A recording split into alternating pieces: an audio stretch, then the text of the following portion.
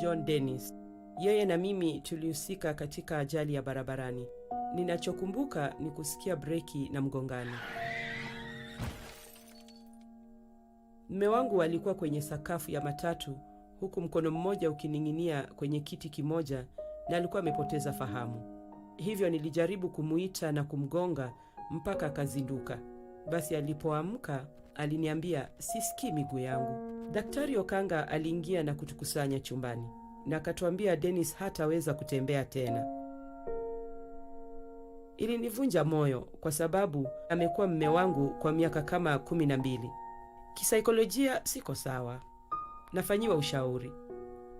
Kuwa mlezi mkuu si rahisi. Punguza mwendo.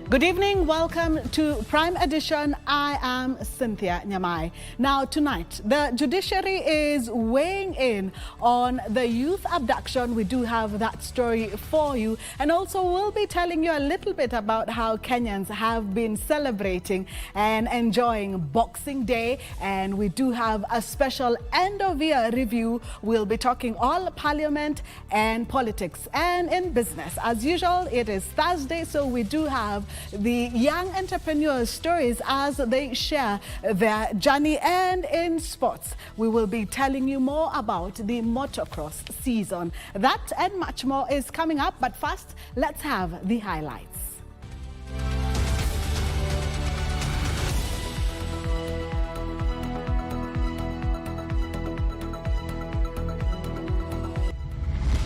Abductions debacle. Police rubbish claims of their involvement in youth abductions as the judiciary calls for adherence to the rule of law.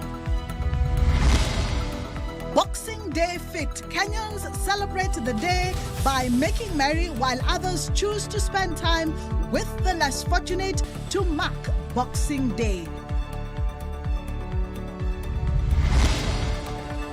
And necessity is the mother of invention. We feature a young entrepreneur who honed his business acumen during one of his lowest moments.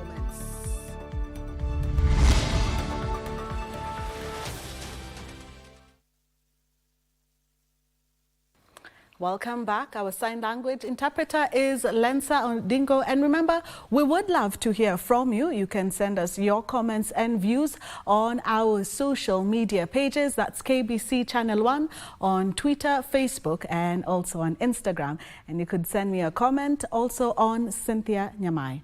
Now, the judiciary is the latest entity to weigh in on the discourse on youth abduction claims, calling for a respect of the rule of law and fundamental human rights. This comes as National Police Service, in a strong worded statement, rubbished allegations of police involvement in the ongoing abduction and cautioning the public against spreading falsehoods aimed at tarnishing the name of the service. As pressure continues to pile on the government to give answers on the whereabouts of the 3 youths alleged to have been abducted over the weekend, the National Police Service has come out to defend itself, denying allegations of involvement in the disappearances of the said youths. Inspector General of Police Douglas Kanja, in a statement on Thursday, says, and I quote, "For avoidance of doubt, the National Police Service is not involved in any abduction and there is no police station in the country holding the reported abductees," end of quote. Further, the IG urged the public to refrain from spreading what he says is false, fabricated, malicious, distasteful, misinformed, and unverified information aimed at tarnishing the reputation and image of the National Police Service.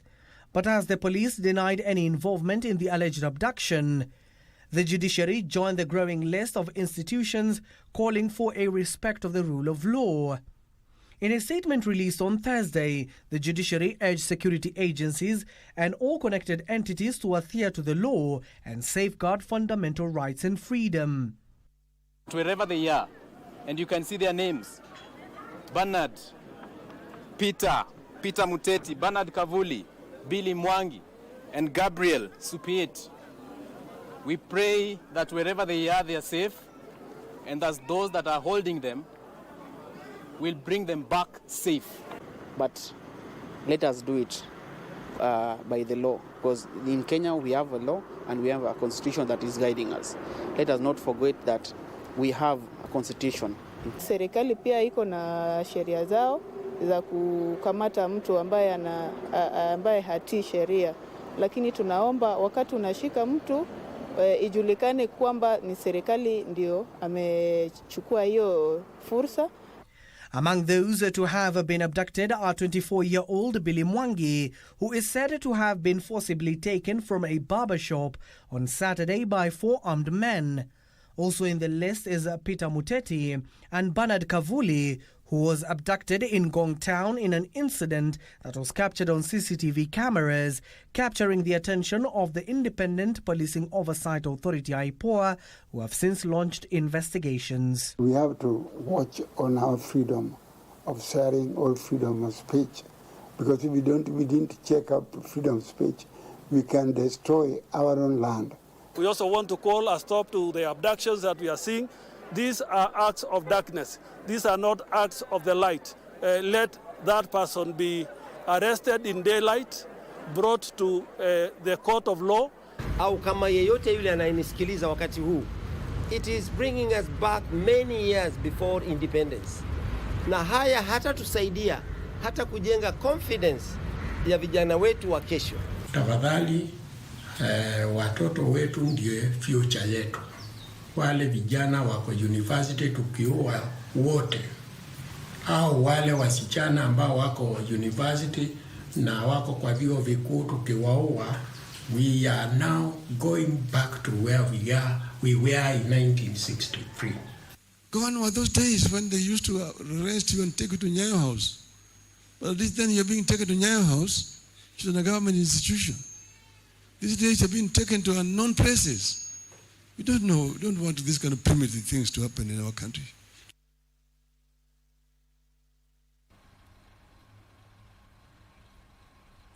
Tone down the language and offensive posts against elected political leaders on social media. This is the plea by a section of religious leaders to the youth during an annual interdenominational prayer service held in Nandi County. The clergy, led by Bishop Joshua Owiti, says young generations should keep from misusing social media platforms to post distasteful AI-generated images of leaders.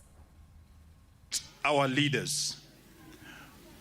As young people, we are always reminded that respect and discipline and obedience is what gives us success in life. Before we go to the social media with things that we cannot get facts of, please let us restrain ourselves. Let us make sure that we respect our leaders. Name calling does not make us have peace. Kenya has enjoyed peace and we continue to enjoy peace. I want to urge our young men and the Gen Zs, that let us be cautious on what we post on the social media. Before we blame the government on the kind of abduction that it is taking place in this country, let us be very cautious on what we post. Let us have some kind of respect for our leaders. The positions we held today from the president are not individual positions, but position on behalf of the great people of Kenya. The National Construction Authority, NCA, has revealed that the construction of the story building in Rongo Town, Migori County, has been suspended after routine quality assurance check by the authority's compliance team, raising concerns about the structural integrity of the building. In a statement to the newsroom, the authority announced the commencement of investigations into what led to the collapse and into how the construction was still being carried out despite an existing order halting the project. Khalid Abdullahi reports. It has now emerged that the building that collapsed on Wednesday afternoon in Rongo Town, Migori County, had been flagged by the National Construction Authority, NCA. In a statement, NCA revealed that the project had been suspended after a routine quality assurance check by the authority's compliance team raised concerns about the building's structural integrity. NCA boss engineer Maurice Akech said the developer had been directed to produce a structural integrity report before the construction could proceed. He said that a detailed investigation will be conducted in the coming days to determine the actual cause of failure for the development. Akech said any person who will be found to have acted in contravention of the law and defied any lawful directions issued by the authority will be subjected to the full force of the law. Revelers have continued to make merry during the festive celebrations at the port city, with hundreds of choosing the Jomo Kenyatta Public Beach as their preferred relaxation joint. Mombasa Governor Nasir, who visited the beach, reiterated that the safety of the revelers remains a priority, with beach patrols heightened. Our reporter Ann Buru with the details for you. Fungoers thronged the Jomo Kenyatta Public Beach in Mombasa County on Thursday as the Christmas mood continued to light up the tourist destination. Pirates, as it is commonly referred to, provided the space and water for families and friends to bond over camel rides, boat rides and swimming. At hand was Mombasa Governor Abdulswamad Nasir to assure those visiting of their security, noting that the multi-agency team at the beach was vigilant in ensuring that everyone enjoyed themselves during the festive season. Tuko na lifeguards on place, maboti, na of course the Red Cross together with the St. John Ambulance. KWS is here as well. So far so good. Mombasa is welcome to all. As you can see, lively. Hata mukipita hapo usiku mataa zinawaka. Of course we don't allow people to swim in public beaches at night for their own safety, lakini mpaka sasa so far so good. Karibuni nyote Mombasa. Even as they made merry, the revelers lamented on the hard economic times. Maisha imepanda. Maisha imepanda. Ni kujikaza tu kuleta familia. Lakini maisha imepanda. Tunajivinjari kidogo tukibakisha ya school fees pia next year January. Mwaka jana at least uchumi ulikuwa hujafinyika sana, lakini huu uchumi kadri siku zinaenda unaendelea kuwa mgumu. Lakini tunashukuru Mungu kwa sababu tumekuja kwa ajili ya uhai. Hicho ndicho tumekuja kufurahia. Tuko uhai na tuko sawa. With the beach fully packed, parents were urged to keep vigil and not to lose sight of their children even as they enjoyed the beach activities. Ikiwa tunaona watu ni wengi na maji ni mengi, kuna wakati tumetoa watoto mwezi wa 8, maji yalikuwa mengi, tumewatoa saa 10 kwa sababu tunaangalia hatari, hatutaki ile hatari. Kuhimiza kwangu mimi ni wazazi wawe na umakini kulingana na watoto, kwa sababu watu ni wingi na watoto ndio ambao wanaingia kwenye ufuo wa bahari, wanaogelea kule na mama wamekaa. Kwa hivyo ni wazazi wawe na umakini wa kuangalia watoto wao. For Prime Edition from Mombasa County, I am Ann Buru. Well, we'll be taking you to other parts of the country as Kenyans celebrate Boxing Day. That and much more coming up after the break.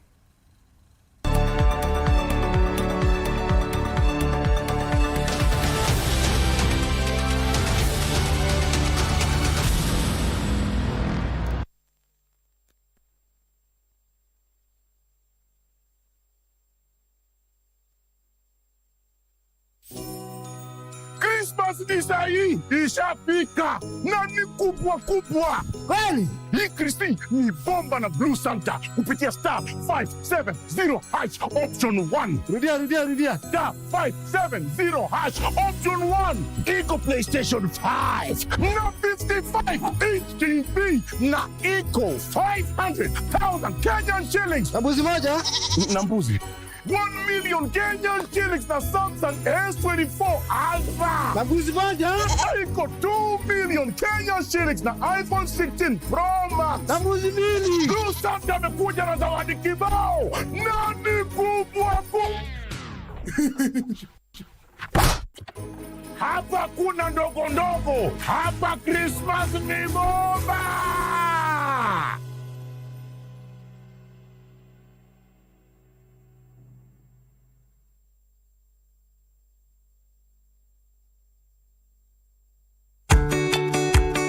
This festive season, let the joy of togetherness fill your hearts and homes. Celebrate responsibly and make memories that last a lifetime. Choose activities that bring happiness and health.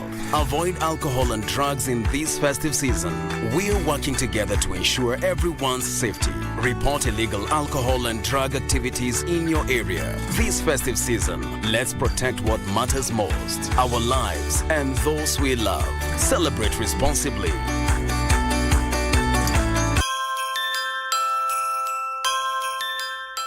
Napenda kutumia nafasi hii baada ya kuzungumza nawe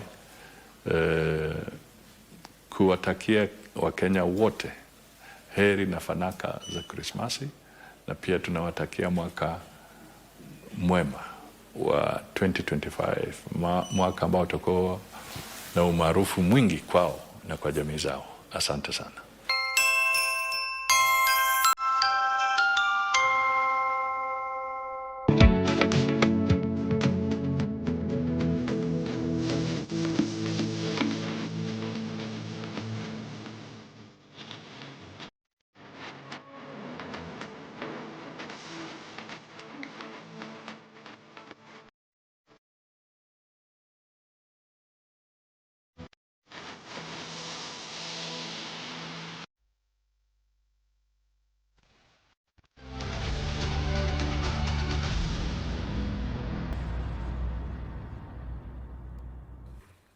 Welcome back. Now, a section of leaders in Kakamega County are using the Christmas festives to spread cheer and encourage residents to register for the Social Health Authority. Kakamega County Women MP Elsie Muhanda and her Malava counterpart say that the new health insurance regime is good for the country. Christmas celebrations offered a rare opportunity for street children to make merry with Kakamega MP Elsie Muhanda. The politician vowed to ensure all street families in the county enroll and benefit from the Social Health Authority. Kila mtu ako na right ya matibabu. Ndio siku ya leo kama mama county nikasema ya kwamba nisherekee hii Krismasi na street families na pia tufanye mambo ya registration ya SHA. Still in Kakamega, residents of Malaba who turned up for a Christmas party hosted by area MP Malulu Njendi also got an opportunity to register on SHA. Naambia watu wangu Malava, hata kama mtu anakuambia ni mbaya, weende uregister. Ukuwe na hiyo namba ya hiyo SHA, ukuwe nayo, ukienda hospitali, wewe nipigie simu. Mimi nimeregister, niko na hii namba na sipati matibabu ama nimelipa na kulipa. Hapo nitakusaidia haraka sana. Residents of Muranga had a Christmas to remember. While donating food for the less fortunate, Lands Cabinet Secretary Alice Wahome called for patience and support for various government projects. The government continues to appeal for Kenyans to register with SHA because it's the only way they can access universal health care. In Londiani, Kericho County, Kipkelion East MP Joseph Chirot spent Christmas Day at Bethel Children's Home where he donated goodies. Nashukuru Mheshimiwa Rais, maana ameonyesha mfano, amekuwa akisaidia watoto hawa kama hawa mayatima. Ningependa kuhimiza viongozi wengine kwamba tafadhalini tupate kuiga hii mfano. At the coast, more than 60 children at the Lea Mwana orphanage in Malindi, Kilifi County, experienced a celebration of its kind organized by an Italian philanthropist.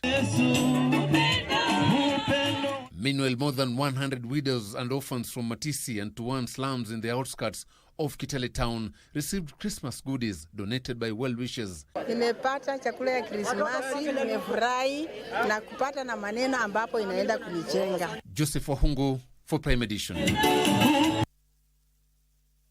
Residents from Blue Valley, Riverside and Runda Estates in Gatimu Ward, Nyandarua County have decried the lack of clean water supply, saying they are now staring at a crisis due to a lack of constant supply of the precious commodity. The residents are now calling on the county government of Nyandarua to intervene and help rescue the situation to end the crisis. Residents of Blue Valley, Riverside and Runda Estates in Gatimu Ward, Nyandarua County are facing a growing water crisis as dry tops have become a daily sight in the area. For weeks, the locals have been left without a reliable source of clean water, forcing many to turn to alternative and safe sources in a desperate attempt to meet their daily needs. Ile maji inakuja iko na matope mingi sana. Hata kukunywa ni shida. Hata ikiwa inakuja na matope haipatikani. Sasa tunaona tafadhali, kwa sababu tuko karibu na mto, tafadhali tukunywe mto. According to the residents, the issue began when they stopped receiving the regular supply from Nyandarua Water and Sanitation Company, the company responsible for distributing water in the area. Ukiangalia kama uko juu ama uko chini, utaona tu watu wamebeba mitungi. Tuko karibu tu kutafuta sasa puda ya kuletaka maji, sababu ya mashida ile iko ya maji. Na ukifuka tu hapa mita kama 200-300 uende pande ile ingine ya Laikipia, unakuta maji huko inapatikana kila wakati, lakini pande hakuna.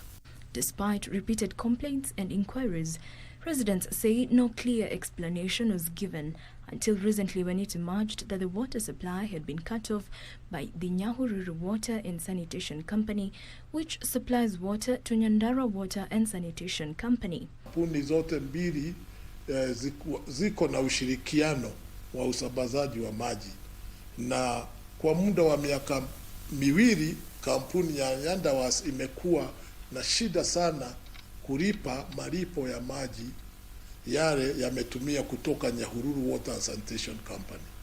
Sasa hivi ilo deni limefika milioni 6, na bodi ya Nyahururu Water and Sanitation Company imesema kwanza tusimamishe usambazaji mpaka kuwe na mpangilio mpya wa hayo malipo. The residents are now urgently appealing to the county government of Nyandarua to intervene and resolve this critical issue. Jacqueline Masharia for Prime Edition. Persons with hearing disabilities in Mandera County have received a significant boost with the completion of a digital skills training program. The initiative, spearheaded by Sings Media Kenya, aims to bridge the digital divide and empower deaf individuals with the necessary tools to thrive in the digital age. The training focused on enhancing digital literacy, enabling participants to access essential government services online and utilize sign language effectively within digital spaces. Luke Muleka from Sings Media Kenya emphasized the program's significance, stating that it will create a digital space and inclusion for persons with disabilities, enabling them to participate in the digital economy and learn valuable skills. We have government programs that are basically, or the government services that are basically offered on the digital platform. For example, the tax exemption certificates that is found in eCitizen.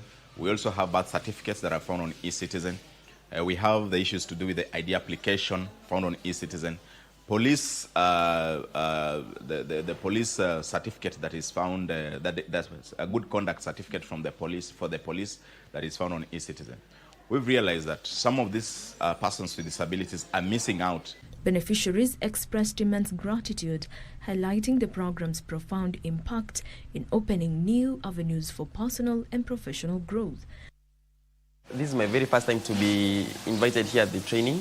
It's very important because of the digital access program for the deaf people, because it will help us deaf people on how to access laptops, to access services on our online or on our phone, on different services, or about the e-government and e-government services that are available on the digital platform. Before we used to walk, visit offices, but now we can register and access digital through our phone, ID, national ID, birth certificate. By integrating sign language and digital tools into everyday life, the initiative aims to foster a more inclusive and accessible environment for PWDs in Nyandarua County. Jacqueline Masharia for Prime Edition. A faction of the Luo Council of Elders under the leadership of Nyandiko Ongadi are expressing concerns over what they say are deliberate efforts by a section of politicians to create divisions within their ranks. This is after they claimed to have been excluded from the preparations of an upcoming Luo Nation festival scheduled for next week in Siaya. The disgruntled section of the Luo Council of Elders believes a political hand is at play in an attempt to drive a wedge among its leadership ahead of the upcoming Luo Nation Festival in Siaya County next week. Sisi kama wase naamini nyinyi kama watoto wetu ambayo sisi tunachagua kwa maendeleo. Hapana lete chuki kwa wase. We are perturbed as elders who are led by Nyandiko Ongadi, because we are not in the light. We are kept in darkness. And why are we kept in darkness? And who is keeping us in darkness? They lamented that they learned about the event through the media and have not received any formal invitation to participate in the occasion, which is aimed at fostering unity in Luo Nyanza. Wanasiasa zetu ambao tulichagua, watoto wetu tulichagua, ndio wanaanza kugawanya sisi kwa sababu wakiita ODM alafu watachemuka kazaza pombe ile na kitachemuzwa na maji. The elders claim the prolonged leadership wrangles within the Luo Council of Elders was as a result of politicians who want to control the affairs of the council in the name of uniting the region. Like now, we hear Dr. Daktari, the deputy of governor of Kisumu, is the person organizing the event that will take place at Gotramugi in Bondo. What role does he have in Luo Council of Elders? The council noting with dissatisfaction that political interference was undermining their unity and the traditional leadership role in the region. Hiyo ndio maneno yao ndio nagawa sisi. Wanasiasa tulichagua ndio wanagawa sisi. Sisi Wajaluo wote tuko pamoja. Giverson Maina, Prime Edition. Tonight on Young and Industrious, we see how a mother's deteriorating health awakened an entrepreneurial spirit in Hassan.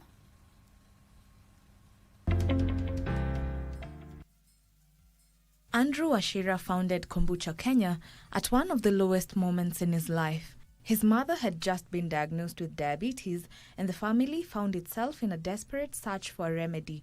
Seeing how better she became when taking kombucha, I thought then maybe I should sell kombucha. And so while what started as a side hustle in campus ended up being something that I'll choose to make my career. That search gave birth to kombucha. I immediately picked up kombucha, made a lot of home brewing, and then got better at it until I decided to register at the business. But where did the name kombucha originate from? There was this Korean physician by the name Kombu. He went to treat Empire Inky of his stomach bug, and then it is known that Kombu's tea, now cha is the name of tea in Japan. So kombu, they combined kombu and tea to make kombucha. So kombu's tea healed Empire Inky. That's how the name was coined. Kombucha is actually made out of fermenting tea with a culture or a colony of yeast and bacteria. So we have the yeast acting on the sugar in the brew, and then we have the bacteria converting the alcohol produced into very beneficial organic acids. Andrew recalls how challenging it was to venture into the business with no capital. All I had was the product. Since making at home is sometimes the benefits, one of the benefits of making kombucha at home is it's inexpensive. I just went and bought a bottle and opened up a Facebook page and just named it the name of the company, and then after a month I got my first client. He feels fulfilled knowing what he started as a side hustle has succeeded and that his product could help people facing health challenges. It has the ability to help people with constipation. It also helps boost your immunity. In some cases also it even helps losing weight. With the help of technology, he has made it easy for his clients to purchase his products online. I actually have grown a customer base out of, making a good product and then letting it sell, and then I get referrals one after another. In a world filled with trends, Andrew Wachira has forged his own path, driven by authenticity and a love for health. With a glint of determination in his eye, he knows that each batch is not just a drink, it's a connection, a spark of joy shared with others. Christine Matunda for KBC Channel 1, Young and Industrious.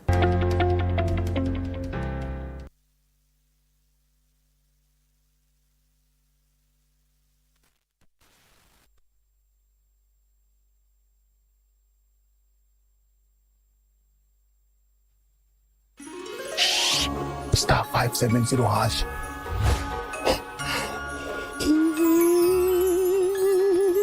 Option 1 kuna PS5 na ni full package na inakuja na JBL Party Box.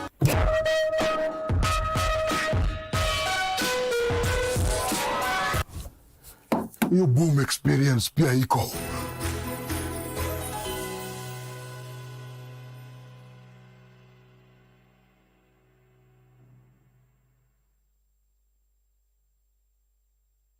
And I were involved in a road traffic accident.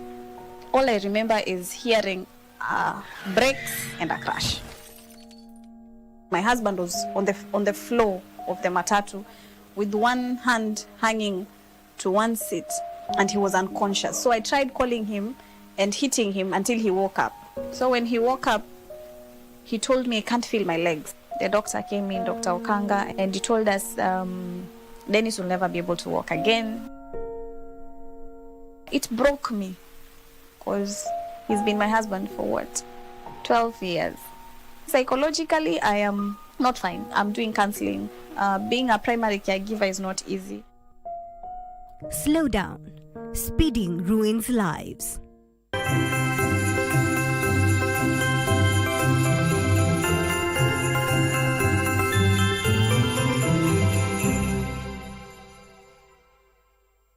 Ana ushungu sana. Siku ingine tena ni mzuri kama saa hii. Tena hata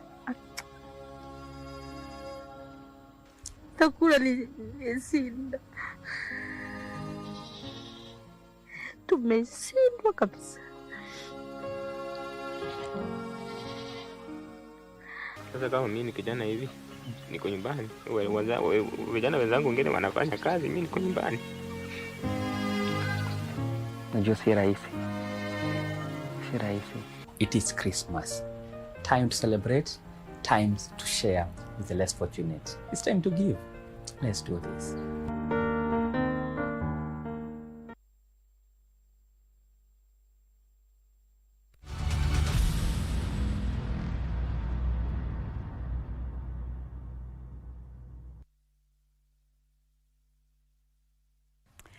Welcome back. It's now time for the end-year review that you've all been waiting for, commenting and asking about whether 2024 will remain a historic year for the 13th Parliament, having been stormed and vandalized by angry Kenyans who opposed the MP's decision to pass the Finance Bill 2024.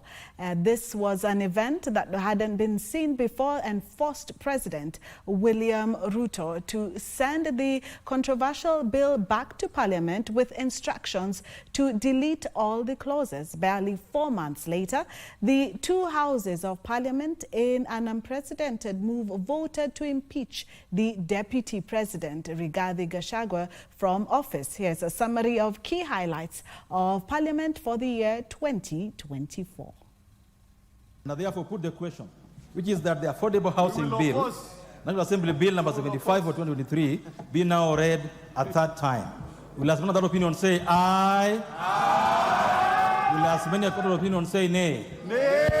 The ayes have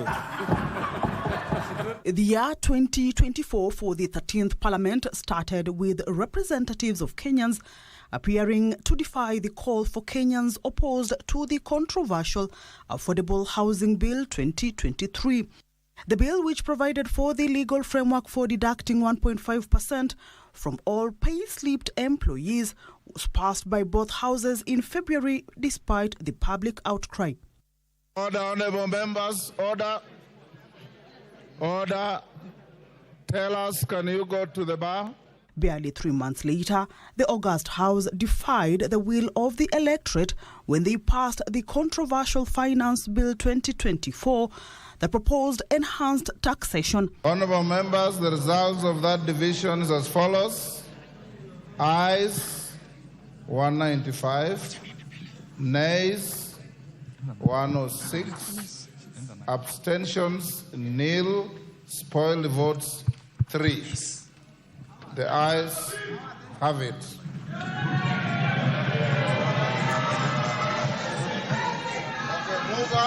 Order. This time, Kenyans hit back at their representatives, storming and vandalizing Parliament on June 25th. The historical Gen Z protest forced President William Ruto to send back the Finance Bill to Parliament with instructions to delete all clauses. And listening keenly to the people of Kenya, who have said loudly that they want nothing to do with this Finance Bill 2024, I concede, and therefore I will not sign the 2024 Finance Bill. The lawmakers were also forced to adjourn for a month to allow for reconstruction of the vandalized house. Earlier in May, the National Assembly considered a motion to impeach Agriculture Cabinet Secretary Mithika Linturi from office, sponsored by Bumula Member of Parliament Jack Wamboka. Linturi survived impeachment after the Special Parliamentary Committee determined that the grounds of the impeachment motion were not substantiated.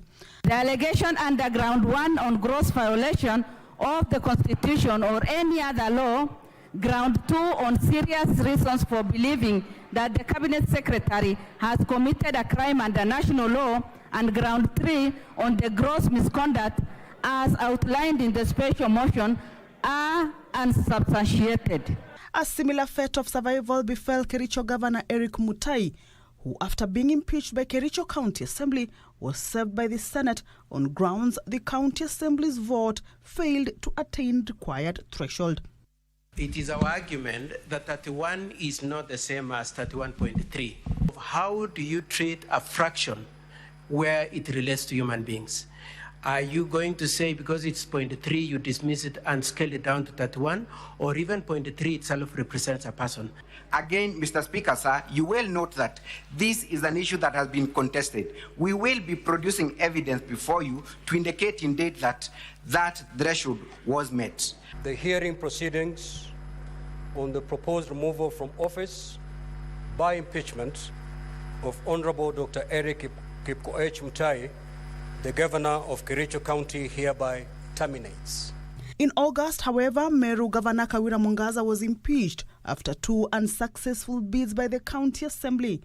The senators voted to send her home based on 3 charges in which she was found guilty, a decision that was halted by the High Court through stay orders. Among key legislations passed by the Parliament and assented to by the President in 2024 includes the Sugar Bill, through which Kenyans will pay an additional 4 shillings for every 100 shillings spent on sugar as part of a new sugar levy designed to revitalize the struggling sugar sector. Tax Laws Amendment Bill and the Tax Procedures Amendment Bill that enhances tax-raising measures. The Business Laws Amendment Bill promotes consumer protection by requiring microfinance institutions to disclose credit terms clearly and accurately. The Statutory Instruments Amendment Bill, the Ethics and Anti-Corruption Commission Amendment Bill, the Roads Amendment Bill, and the Kenya Revenue Authority Amendment Bill. The year 2024 for the 13th Parliament came to a close in a sporty theme as MPs joined their colleagues from the East African region in Mombasa for the Yala Games. Kamchemenza for the 2024 India Review. The year 2024 saw the rise of a new crop generation known as Gen Z, who fashioned themselves as tech-savvy, patriotic Kenyans who took to the streets armed with phones, the Kenyan flag, and white handkerchiefs, advocating for accountability and change. The modern-day protesters, who were not affiliated with any party whatsoever, cornered the current administration to withdraw the finance bill of 2024, led to changes in the cabinet, and finally had an impact on the country's political system. The movement had political implications that led to realignments, which led to President William Ruto meeting his predecessor, former President Uhuru Kenyatta. It all began in June, when the National Treasury proposed various tax increments on basic commodities, including bread, vegetable oil, sanitary towels and diapers, through the Finance Bill of 2024. That we are arguing for bread.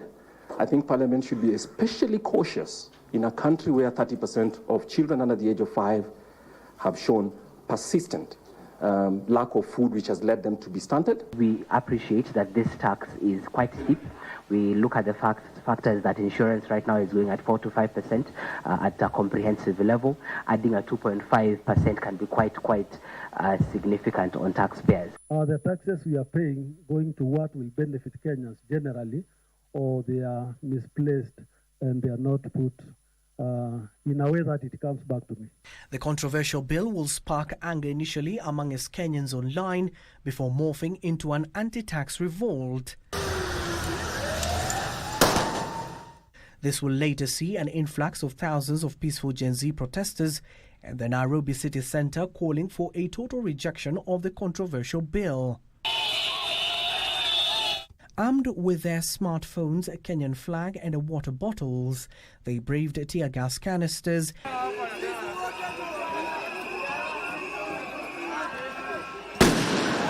and water cannons in the midst of intense confrontation with the men and women in blue.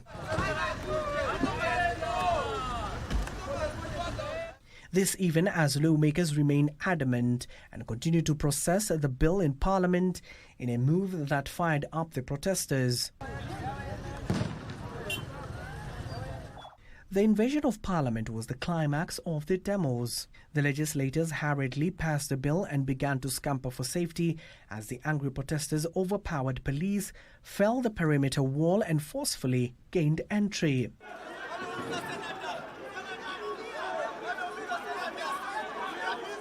In an attempt to repulse the protesters inside the Parliament precincts, loud gunshots filled the air, killing several youths, many others injured and others unaccounted for. 21-year-old. Yeah. Why is he? Sasa tunashindwa wako wapi?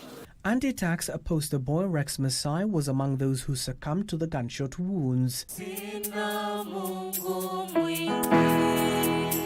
About 65 Kenyans lost their lives, and we have actually been able to share this information. In fact, the first peaceful protester who passed away was Rex Masai. We still have a country that is yet to heal, and especially looking at the women who've lost their children, and that has in itself caused a raft of challenges across. We know that there are parents who cannot still account for their children to date. President William Ruto termed the parliament invasion as treasonous. We shall provide a full, effective, and expeditious response to today's treasonous events. The heightened revolt will later force the president to decline to assent to the bill and refer it back to parliament for formal withdrawal. I concede, and therefore I will not sign the 2024 finance bill. Then the dissolution of the cabinet followed after a section of cabinet secretaries accused of displaying opulence at a time when a majority of Kenyans were struggling to meet their basic needs. I have today decided to dismiss with immediate effect all the cabinet secretaries and attorney general of the Republic of Kenya, of the Cabinet of Kenya. To be announced days later, the new cabinet incorporated 3 ODM members. This appeared to cool down the heightened tensions. I have now forwarded the name of John Mbadi Ngongo to the Ministry of National Treasury and Economic Planning. We'll be doing that, Giverson. We will be doing that. However, Azimio's affiliate Wiper Party leader Kalonzo Musyoka vowed his side won't join the government. And Constitution 2010 as the position, like for example in the National Assembly and in the Senate, you have the majority party and the minority party. Does not envisage a situation where everybody is in the same group. So on principle, we don't see any value of joining William Ruto's Kenya Kwanza administration. So we have taken a principled position as a party. Moments later, things took yet another twist as the president fell out with his deputy Rigathi Gachagua. There was a lot of speculation that Rigathi Gachagua wants to resign.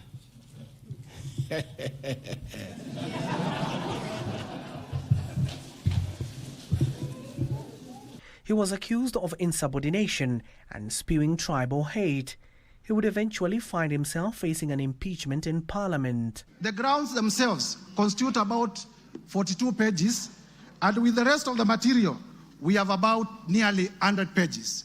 The motion was tabled quickly, debated, passed by the National Assembly. Rigathi Gachagua has learned his job from his boss, that public officers must be called to order when they fell short of expectation. And finally confirmed by the Senate as he lied in a bed at Karen Hospital allegedly sick. I, Kithure Kindiki. But his ouster will somehow stir a perceived political, especially in the Mount Kenya region, as his supporters sided with him and began showing resistance towards pro-impeachment lawmakers who now stayed away from their constituencies. President Ruto will, in a surprising move, secretly meet his predecessor Uhuru Kenyatta at his Gatundu home, a move seemingly aimed at settling the restive Mount Kenya region. Mutahi Kagwe, when I last checked, was not even a member of Jubilee. All right? Governor Lee Kinyanjui was in Ubuntu. Kabogo is actually already Jibebe is already in Kenya Kwanza. Yes. So the only person from Jubilee, I think, was former Deputy Speaker Kembe Gitura, who was given some chairmanship. Yeah. So you cannot really say that, and I'm not here to defend Uhuru or to do whatever, but I can tell you, Uhuru's statement was clear. He told William Ruto, we need a strong opposition. Days later, 3 perceived Uhuru allies, namely Mutahi Kagwe, Lee Kinyanjui and William Kabogo, became newest entrants in Ruto's cabinet changes announced mid-December. Political Landscape 2024. Now let's change gears. It's now time for sports, coming up shortly after the break.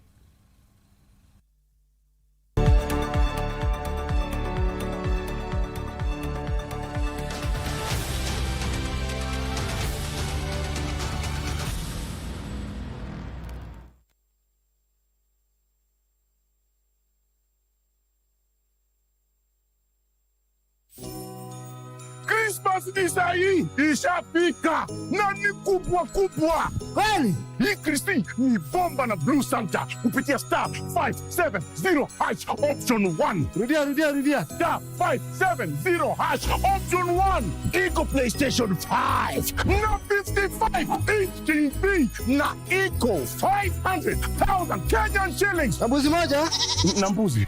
1 million Kenyan shillings na Samsung S24 Ultra. Na mbuzi moja?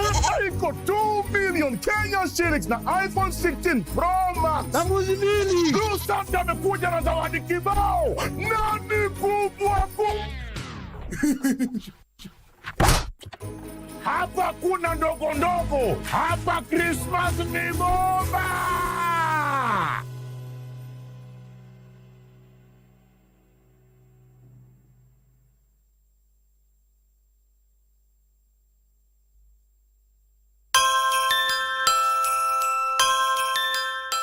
Napenda kutumia nafasi hii baada ya kuzungumza nawe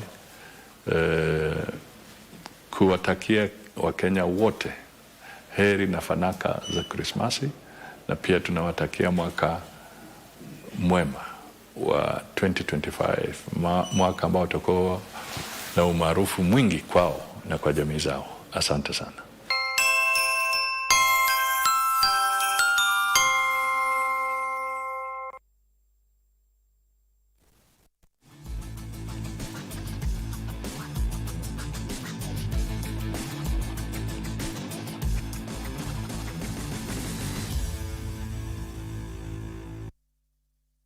A very good evening to you. My name is Daniel Wahome and welcome to Boxing Day Sport.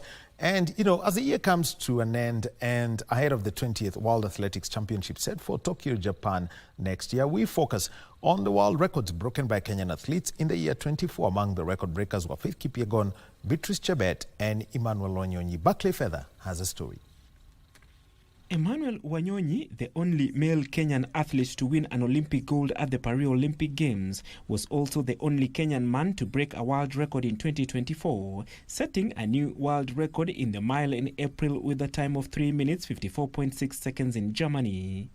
Faith Kipyegon, another gold medalist at the Paris Olympics, broke the 1500 meters world record in July in France. The same month, she broke the mile world record in Monaco. Faith Kipyegon's going very, very quickly here. It's going to be an incredibly quick time. Laura Muir's rallied in third place. Kipyegon's going to be close. It's very close. It's there. She's got it. Double Olympic champion Beatrice Chebet broke the world 10,000 meters record in Eugene in May as she prepared for the Paris Olympic Games, which saw her win 2 gold medals in the 10,000 meters and 5,000 meters, beating her compatriot Faith Kipyegon. Ruth Chepngetich was in imperious form at the 2024 Chicago Marathon as she broke the world record barely 6 months after her compatriot Peres Jepchirchir had broken the marathon record in London. Chepngetich also became the first woman to run under 2 hours and 10 minutes when she broke the record. The other Kenyan athlete who broke a world record in 2024 was Agnes Jebet, who broke the 5 and 10 kilometer road races in Valencia in Spain. National motocross season will begin proper in February next year. With the National Motocross One that will be held on the 23rd of February. However, the Ubuntu Ride competition will be the only event in January to be held on the 25th and the 26th of next month. The Enduro Nationals will also be held before the first National Motocross Championship on the 1st and 2nd of February. The second leg of the National Motocross will be held in March, just 4 days before the third leg of the World Rally Championship, the Safari Rally Kenya, which will be held from the 20th to the 23rd of March. The WRC Safari Rally Kenya remains third on the calendar after Rally Monte Carlo and Rally Sweden, which will be held in January and February, respectively.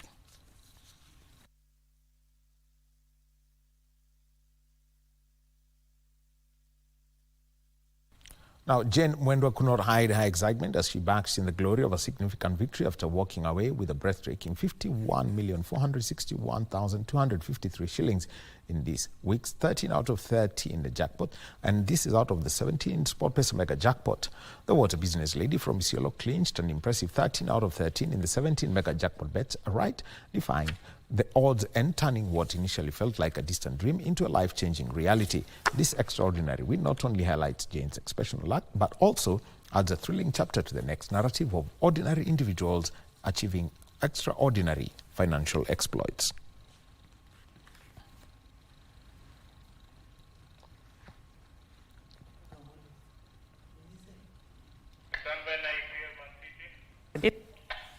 Nilikuwa najua tu siku moja, hata nilikuwa na target kuwini all of it. So nikaekelea 13, nikapata nimeshinda. Nimekuwa mshindi wa 51 million. Mimi bado nitaendelea kucheza na nitaendelea kucheza mega kwa sababu kama si hiyo combination mlileta ya kuselect 13, 14, 15, 16 ama 17 games isingepata hii 13. Hii ni gift yako ya Christmas? Ya Christmas. Number one God. Now, Erling Haaland's second half penalty was saved by Jordan Pickford as Manchester City's crisis continued with a laboured 1-1 English Premier League draw against Everton at the Etihad. City grabbed a deserved opener in the 14th minute through Bernardo Silva, but Everton drew level in the 36th minute through Iliman Ndiaye. Pep Guardiola City.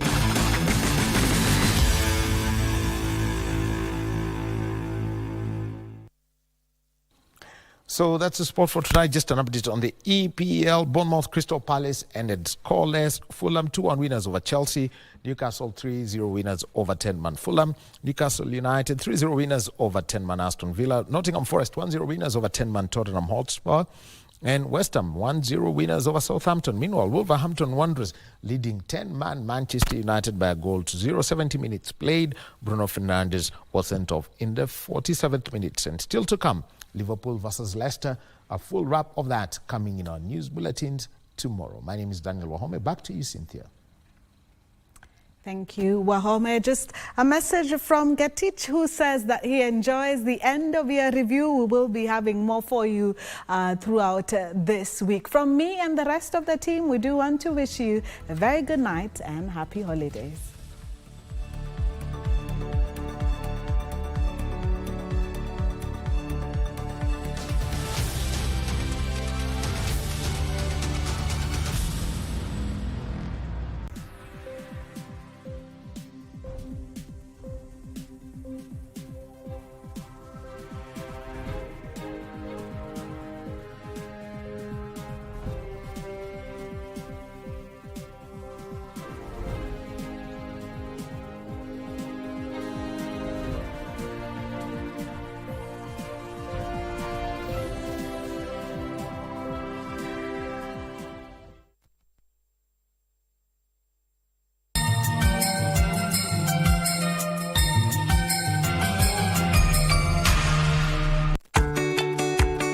This festive season, let the joy of togetherness fill your hearts and homes. Celebrate responsibly.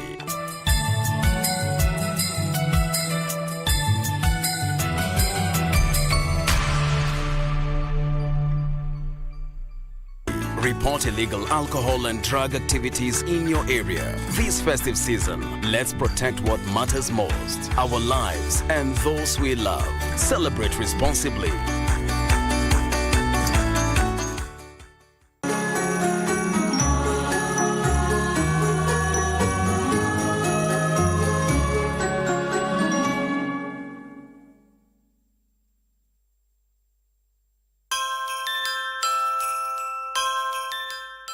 My name is Deborah Mlongo Barasa, CS for Health, and what I'd like to tell Kenyans is Merry Christmas and a Happy New Year.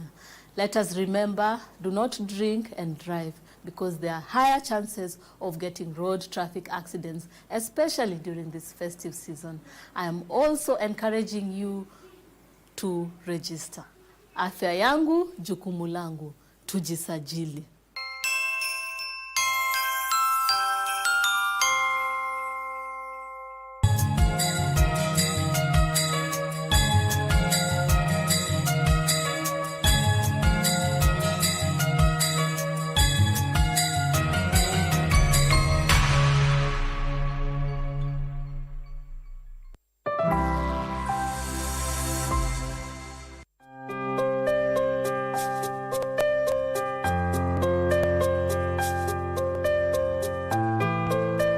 Hello, good people.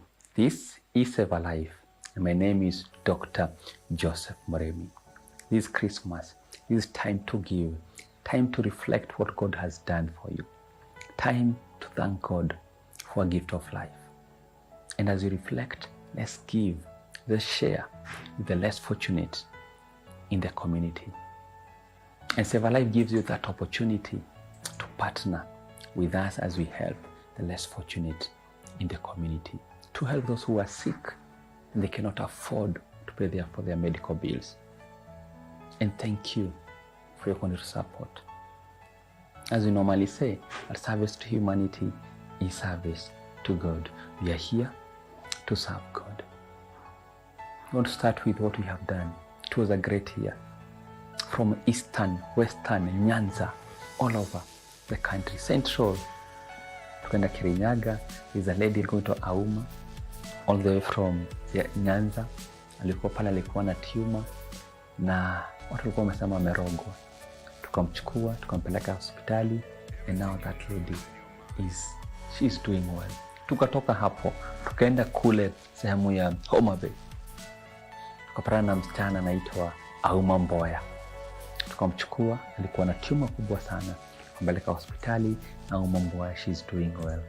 And this is what we are doing. Leo asubuhi nimepatana na huyu msichana kutoka kule Samburu. Alikuwa amekuja hapa matibabu. Nakumbuka kale kasichana alikuwa anaangalia, yeye ndio alikuwa breadwinner. Yeye ndio anaangalia shosho yake na watoto wadogo. A young girl called Tekale kutoka kule Samburu. Tunamleta hapa Nairobi. Nakuja time to time clinic, and God has been faithful. And this is what Save a Life is doing.